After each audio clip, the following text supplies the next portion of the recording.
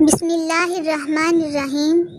السلام علیکم محترم ناظرین و سامعین، حضرت زید بن اسلم اپنے والد سے روایت کرتے ہیں کہ حضور نبی رحمت حضرت محمد صلی اللہ علیہ وآلہ وسلم نے فرمایا کہ جب حضرت نوح علیہ السلام نے بحکم الہی ہر جوڑے کو کشتی میں سوار کر لیا تو آپ کے ساتھیوں نے عرض کی کہ ہمارے ساتھ تو شیر بھی ہے، شیر کی موجودگی ہمارے لیے اور دوسرے جانوروں کے لیے امن و امان کا باعث کیسے ہوگی؟ اللہ تعالیٰ نے شیر کو بخار کی شکایت میں مبتلا فرما دیا۔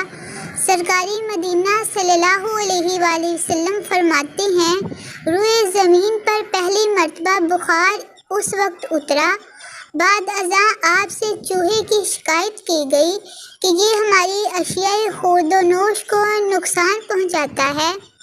اللہ تعالیٰ کے حکم سے شیر نے چھینک ماری جس سے ایک بلی نکلی۔